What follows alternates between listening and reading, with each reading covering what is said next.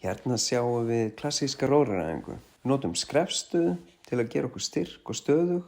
Við spennum kviðvöðvana, við spennum mjóbaksvöðvana og áherslan í æfingunni er að draga saman herðablöðin. Í þessari æfingu erum við mestmegnis að nota stóra vöðva aftan til á líkamanum. Því er hæfilegt að gera margar endurtekningar eða það bil 20 til 25 skipti í hverri lotu. Það getur verið hæfilegt að byrja með léttari teygjubönd. Í þessu setti myndi það vera gula teygjubandið og með meiri þjálfun og meiri styrk að færa sig yfir í rauðu teygjuböndin og síðan er ansi metnaðarfull útgáfa æfingun að vera komin í notkun á svörtu teygjuböndunum.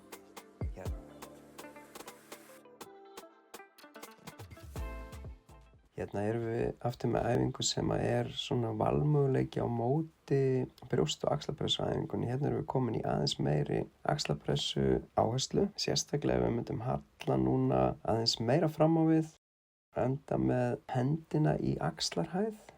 Þarna getum við tekið 12 til 15 endurtekningar, ekki ósvipað í brjóstpressunni, og getum þá gert 5 til 6 skipti hvoru megin í einu. Og við virkjum þarna vel kviðvöðvana líka eins og í henni æfingunni og þetta myndi vera svona virkni og styrktaræfing fyrir framanverða axlavöðva og spennum kviðin vel einnig í þessari æfingu. Þá fáum við kviðvöðvaæfingu í leiðinni.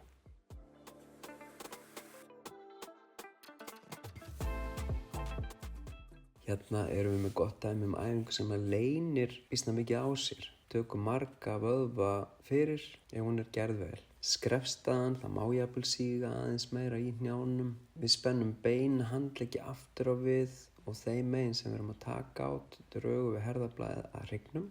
Þarna getum við svo vel spennt kviðvöðvana vel og gert þetta eiginlega að kviðvöðvaæfingu leiðinni. Og síðan á hinn bóginn þá erum við að setja gott átak á stöðuvöðva hryggsins að aftanverðu og þeir taka átak alveg frá mjaðmagrind og upp að hnakka. Þannig er þetta góð grunnæfing til þess að styrkja stöðuvöðva baksins alls.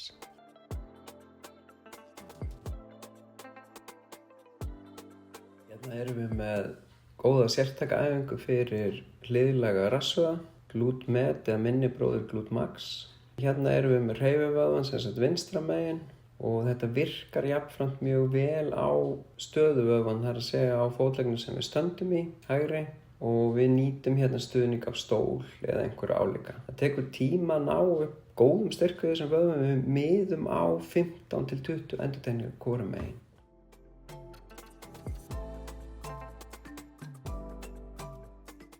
Hérna erum við með erfiðari útfærslu af afturstigsæfingu. Þarna er lengra skref aftur á við, dýpri beygja á hnénu, niður í gólf. En við erum aftur með sverustu teygjuna í settinu hér. Það er þessi fjólubláa og hún er þar með stífust og hjálpar mest, togar tilbaka. Hérna myndi þetta mætast þannig að fólk er að koma í erfiðari æfingu hér, fær aðeins meira tog tilbaka teygjunni og síðan þegar styrkur og stöðuleiki er komin góður hér hné, mjaðmir og mjóbak að þá getur fólk fært sig niður í svörtu teygjuna og tekið þá áfram þessa útgáfu. Þetta eru 15 til 20 endurtekningar hvoru megin sem við miðum á.